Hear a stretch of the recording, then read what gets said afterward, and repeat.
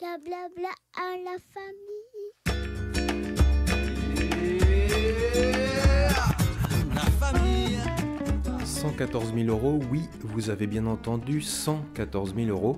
C'est la lourde amende à laquelle ont été condamnés le 29 septembre 2016 Yvette et Antoine Elfrich, le tort de ce couple de retraités voyageurs habités dans le mobil-home qu'ils ont installé sur leur terrain à la lisière des Sorinières.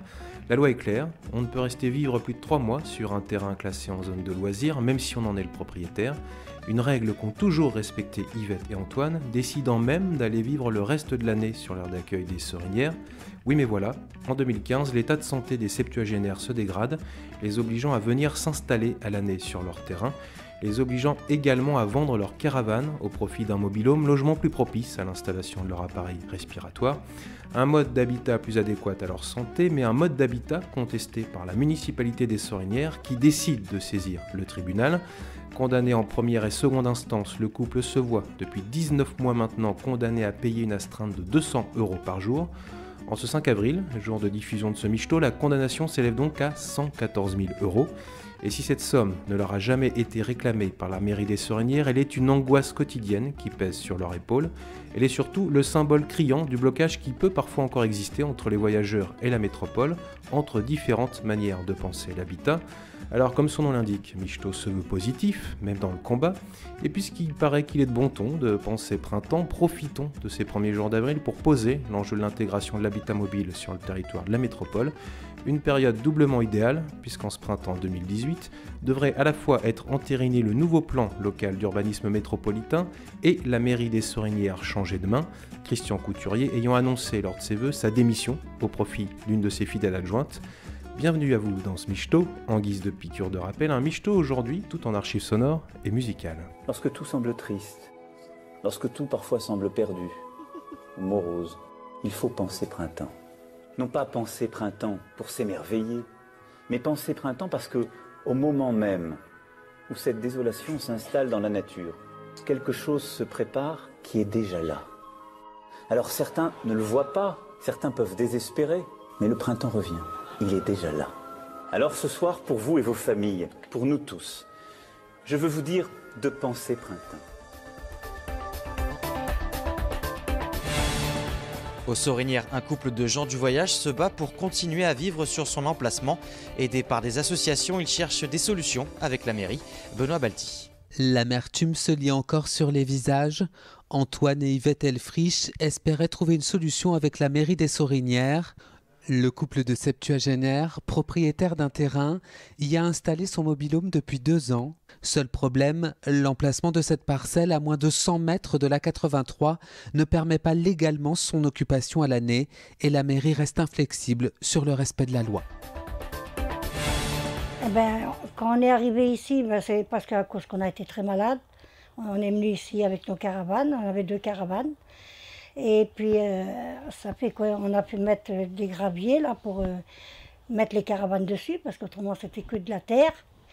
Et puis le maire nous a vus et il nous a demandé ce qu'on faisait. Donc on a dit, on fait un parking pour mettre nos caravanes.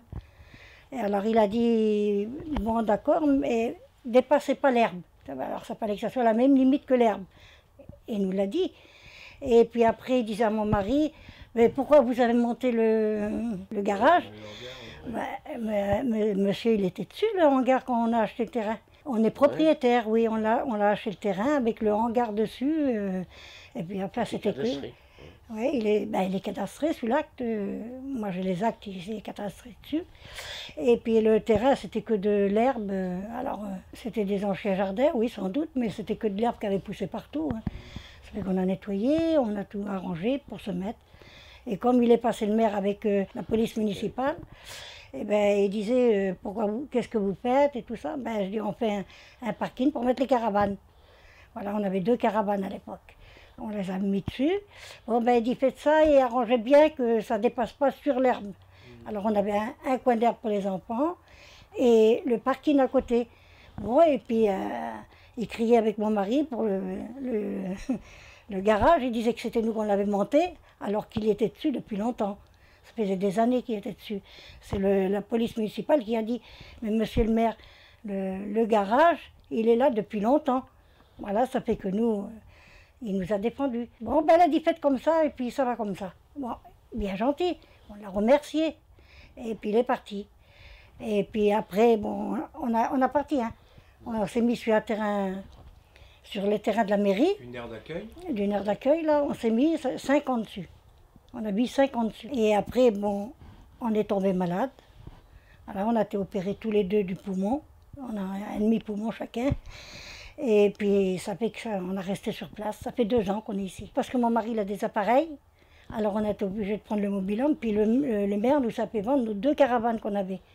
Il dit si vous vendez vos caravanes, bon ben vous serez tranquille après.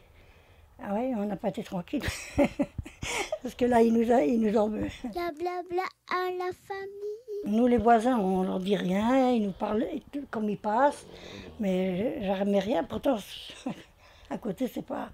Mais enfin nous ça ne nous regarde pas, ils font ce qu'ils veulent. Non mais ça se passe bien, je veux dire, les relations. Avec nous, oui, oui, Ouais. tout se passe bien. Ah ouais, Ouais. Puis on parle des heures entières, des fois on les voit sur la route, ils arrêtent, ils nous parlent. Vous faites partie du lotissement. Oui, ben pour eux, on est des amis avec eux. Parce que même, l'autre jour, il a tombé la dame, là. Elle a tombé juste devant chez nous, là. Elle est venue, elle était en sang. Je l'ai soignée. J'ai dit, asseyez-vous là, je vais vous soigner. On est comme ça, nous.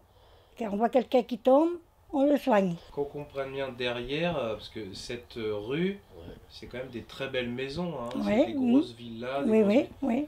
Donc Yvette, vous nous expliquez que la cohabitation Elle entre est très bien. ça marche. Très bien avec eux, oui. Jamais un problème, jamais rien.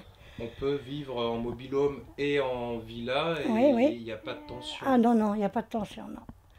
Les gens nous parlent. Juste C'est voisin à le côté, monsieur là. qui nous a fait les embêtements pour le Voilà, mobil-home. bon, pour le Ouais. mobil-home, voilà. Ouais. Le voisin. Parce que lui, il voulait en mettre un, et puis ils ont refusé, la mairie. Donc, nous, on avait le nôtre, et il nous a fait le problème, quoi.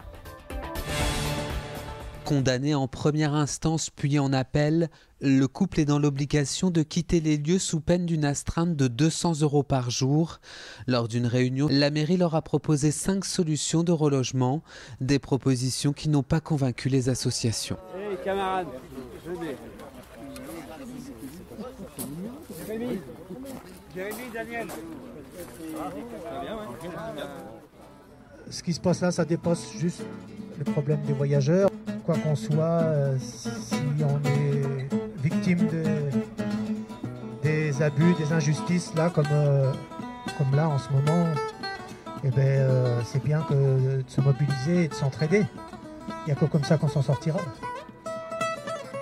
Et c'est vrai, cette image d'une communauté souvent considérée comme très solidaire et puis repliée sur elle-même, là on a la preuve que c'est d'abord en fait une réalité familiale. Alors on pourrait déplorer qu'il n'y ait pas plus de voyageurs quand même. C'est une famille avec 2 personnes malades, 2 personnes âgées. Donc il était très important de montrer de la solidarité, en tout cas des associatifs. Il y a plus de 1000 citoyens qui sont là au soutien d'Yvette et d'Antoine. Et on doit les applaudir, nos vieux, parce qu'on a le respect des vieux chez nous. Voilà.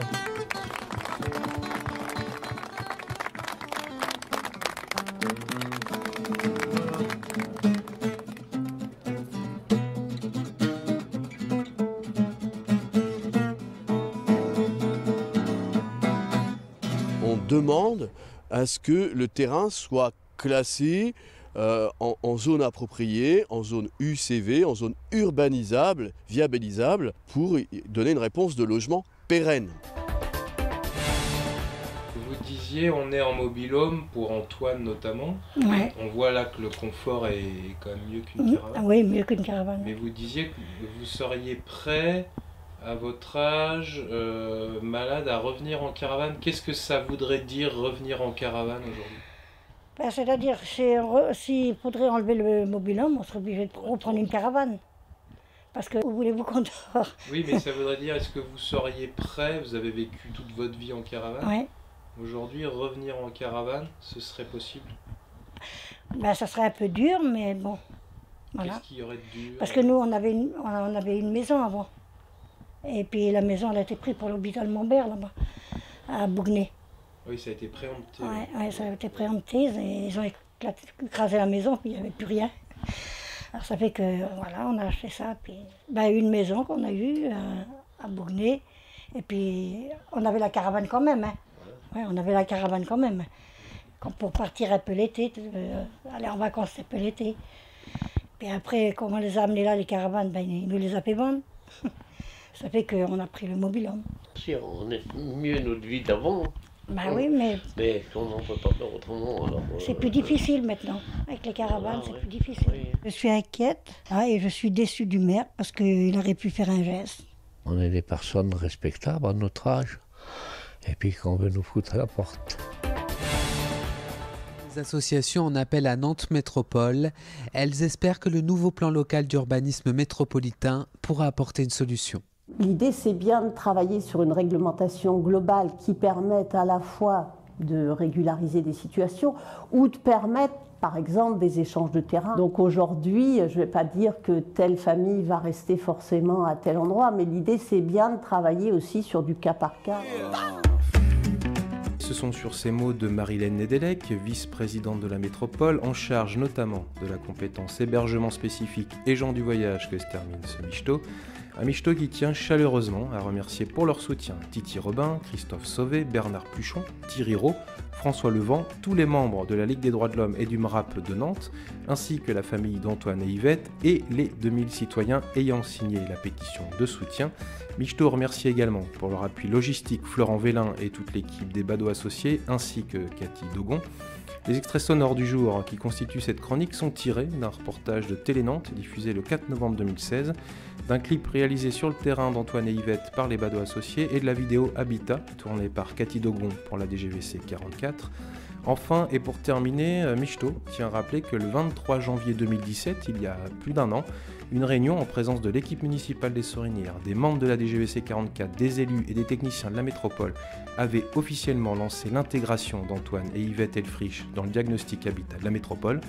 Une volonté forte sur laquelle ont immédiatement planché les techniciens du pôle égalité de Nantes Métropole qui ont fait des propositions concrètes à la municipalité des Sorinières sans que rien ne bouge réellement depuis. Alors comme il n'est jamais trop tard pour bien faire, à bon entendeur, salut et portez-vous bien sur JTFM et la chaîne de Michto. À bientôt.